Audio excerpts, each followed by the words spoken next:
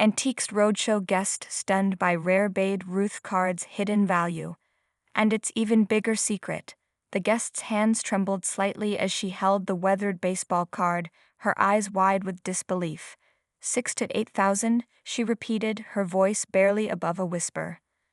Layla Dunbar, the appraiser, nodded with a knowing smile. That's right, and honestly, given the recent surge in demand for pre-war baseball memorabilia, it could even go higher at auction.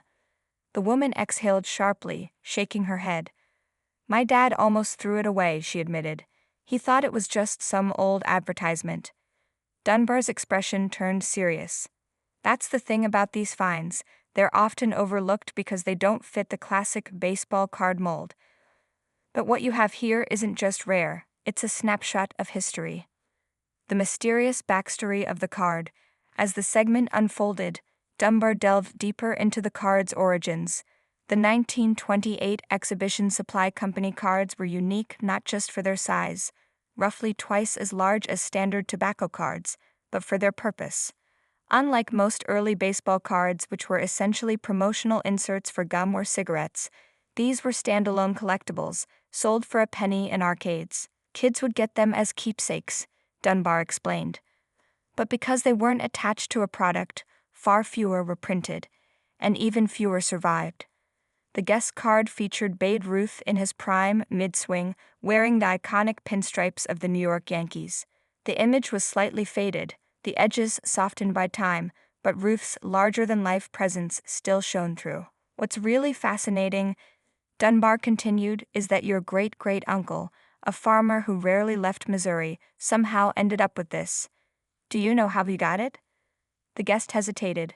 Well, there's a family story. A long-held family legend.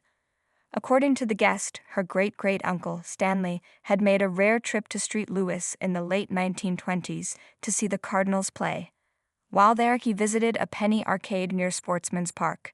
He wasn't a collector or anything, she said, but he loved baseball, and he must have thought the card was special enough to keep. Dunbar's eyes lit up. That makes sense. But here's the twist.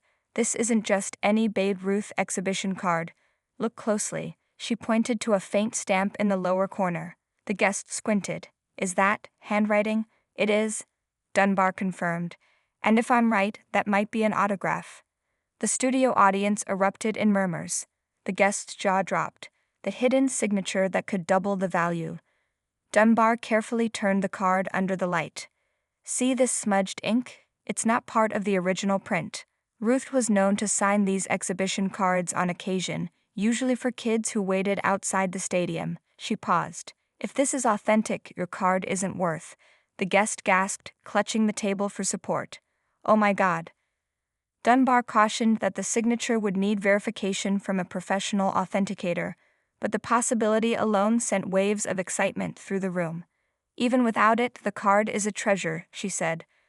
But if that signature checks out, you've got something truly extraordinary. Why exhibition cards are suddenly hot. The guest wasn't the only one surprised by the card's value.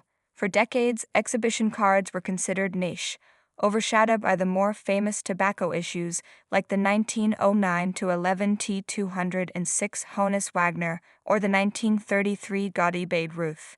But in recent years, collectors have begun seeking them out for their scarcity and unique artwork. The market's shifted, Dunbar explained.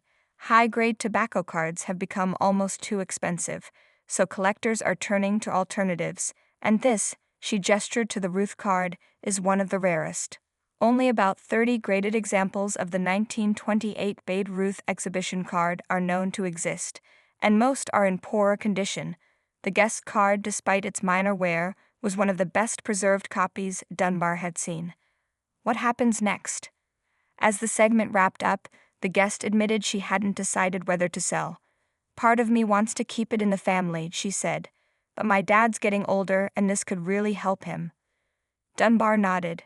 Whatever you choose, this is a life-changing find, and who knows? If that signature is real, you might be back here next year with an even bigger story.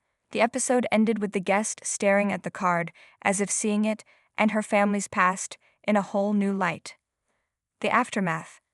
A collector's frenzy. Following the airing of the episode, Sports memorabilia forums and auction houses buzzed with speculation. Had Antiques Roadshow just uncovered a signed Babe Ruth exhibition card? Within hours, offers began flooding in. One prominent auction house reached out to the guest, offering a private sale before the card even went to authentication. We've had 5 calls already.